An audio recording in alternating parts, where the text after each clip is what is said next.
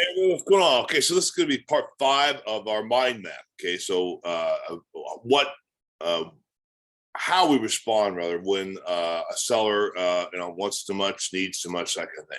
Right? It doesn't matter. Our response, your response, if you want to make a lot of money in this business, is to listen. Listen to the seller. Okay, what identify as problem and then proffer a solution. And that solution is based on wisdom. And that's what this mind map's about. Okay.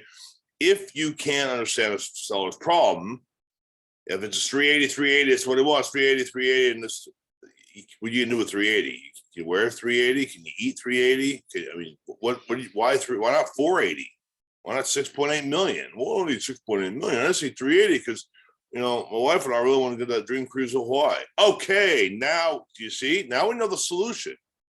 George wants to get that dream cruise to Hawaii, okay?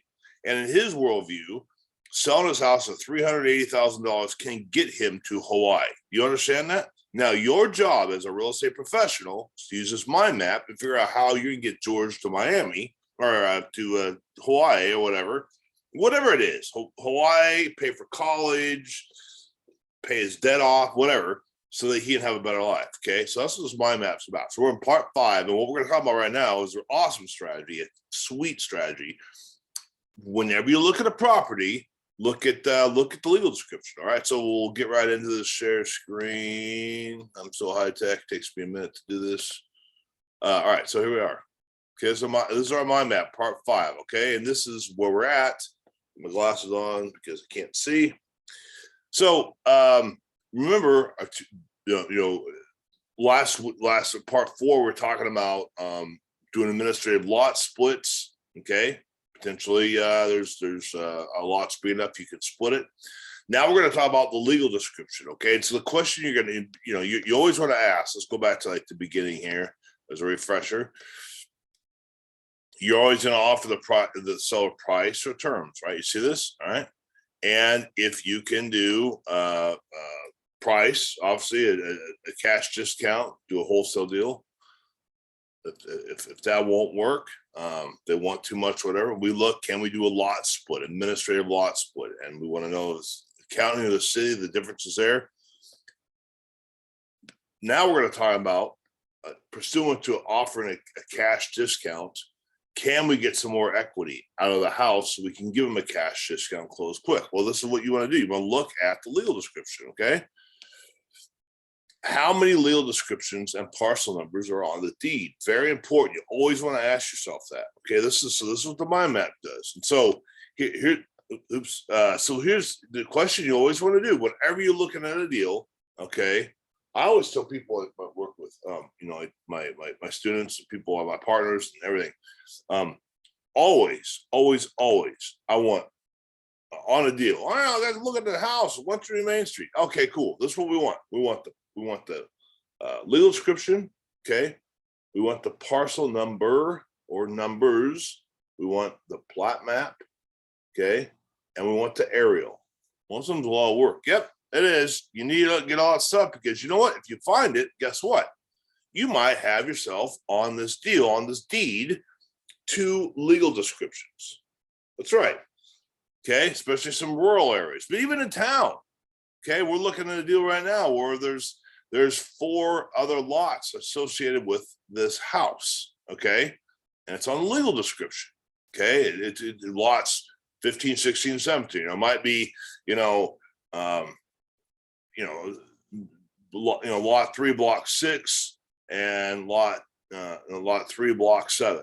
Kind of thing. All right. Or it might just be a meets and bounds kind of thing where you have this big, long, rambling legal description and there's 2 of them attached. Okay. Why would it be 2 legal descriptions attached? Sometimes there might just be two lots and they just had that lot and they sold it over and over again, for 100 years or whatever, 200 years. Okay. So you want to see if there's 2 lots, because if there's a second lot with that on that deed, okay, potentially you can build on that other lot. What's the significance of that? Buildable lots are valuable, okay? So the question you want to say is how many you want to look at, are there multiple deeds? And you might say, well, how many of that really happens? Often, when you're in this space and you're hustling, you're doing deals, multiple deals a month, you will see this. You will get deeds and you go, whoa, dude, there's multiple deeds here, and a lot of people who don't know what they're thinking about, even people who do know what they're doing, they don't do anything about it. They just sell it, right? I buy it, fix it up, sell or wholesale, whatever it is. Okay. And I had to learn the hard way. Always look at that deed, because if you get two lots there, I can't tell you how much money I lost over the years because I ignored it. Why? You know why? I'll tell you why. Because I was an idiot. Okay. Don't be an idiot like I was. Okay. Look at it. Just look at the bloody deed. Just see the legal descriptions, right? If you don't know how to read a legal description, I've got plenty of videos on a Facebook group and on my YouTube channel on how to do that, or you can call me up. We'll walk you through it. Okay. That's not hard to do, but look at it. Okay. So let's go back to this, our mind map. Okay. If there's only one legal description, okay, we're back to the same situation. Can you do administrative lot split? If you can't do administrative lot split and there's only one legal description, well, and the guy wants all the money for his house, then you need to watch part 6, which is a terms deal. Okay. But let's assume, so that's that, continue on with administrative lot split, or that won't work. Okay. So if there's multiple legal descriptions, you say, this is the question, is there additional lot, 2 lots on there, right? Large enough for a building permit. Okay. You want to check the planning and zoning. So you might have 2 buildable lots. You might have block 3, lot 6, block 3, or that kind of thing. And lot 6 and lot 7, right? House is on lot 6. There's a lot on lot 7. All lots are about the same size. So you could potentially build on lot 7. Okay. But here's the thing. If it's maybe might be just a separate legal description, it might be an easement. Say it's in a rural area that's 10 foot wide by 100 foot long. Okay. And this second legal description for this easement for carriages or a right of way for a farmer, in 1920s or 1860, I don't know, a long time ago. Point is, right? But it's still attached to that lot. Okay.